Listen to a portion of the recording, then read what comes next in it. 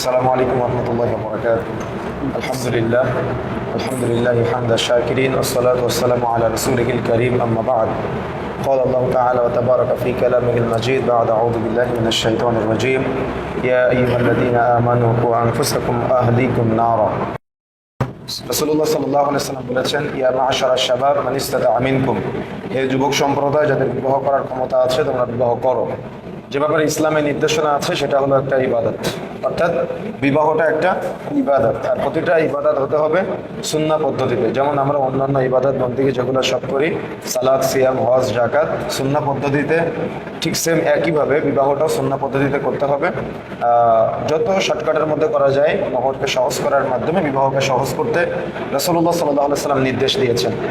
রাসূলুল্লাহ সাল্লাল্লাহু আলাইহি ওয়াসাল্লাম বলেছেন আর দুনিয়া কুল্লুহা মাতা, গোটা পৃথিবীটা হলো সম্পদ। অখায়রু মাতা'আদ দুনিয়া, তার মধ্যে শ্রেষ্ঠ সম্পদ হলো আল মারআতু আস-সালিহা, সতী এবং সাধবী স্ত্রী।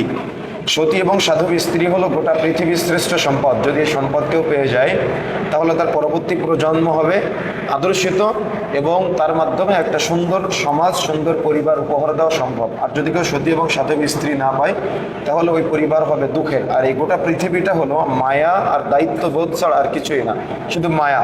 বিবাহের দিন থেকে ইসলামের মাধ্যমে যখনই তারা কালিমা পড়ে একত্রিত হয় তখন এটা তৈরি হয়ে যায় মায়া, আর স্বামী স্ত্রীর প্রতি, স্ত্রী স্বামীর প্রতি একটা দায়িত্ববোধ।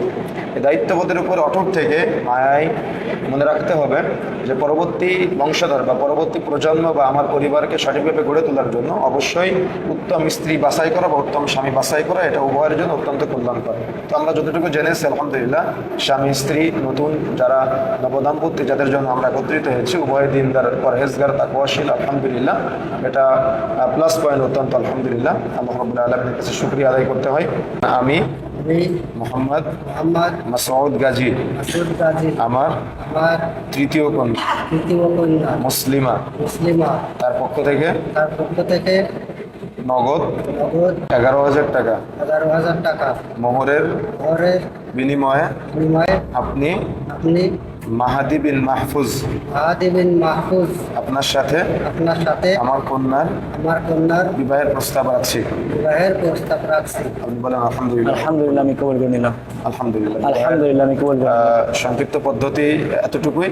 আমরা বিবাহের পরে রাসূলুল্লাহ সাল্লাল্লাহু আলাইহি ওয়াসাল্লামের শেখানো সুন্নাহ পদ্ধতিতে দোয়া করি। সবাই বলি বারাকাল্লাহু লাকুমা ওয়া বারাকা আলাইকুমা ওয়া জামাআ বাইনাকুমা ফি খাইর।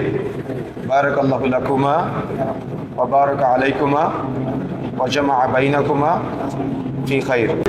শরীয়তে সুন্নতি তরিকায় বিবাহ কারে করে, বর্তমানে যে প্রচলিত বিবাহ আর এই বিবাহের মধ্যে পার্থক্য মানুষ বুঝতে পারবে। আজকে আমরা যারা এখানে উপস্থিত আছি এখান থেকে আমরা শিক্ষা করব। আমরা যতগুলি মানুষ আছি এখানে ততগুলো লোককে যেন আমরা দাওয়াত দিতে পারি যে সুন্নতি তরিকায় কেমন বিবাহ হয়। আজকে আমরা দেখলাম সবচেয়ে আমাদের প্রশংসার বিষয় এটা। রমজানের দাওয়াত, এটা একটা দাওয়াতি কাজ।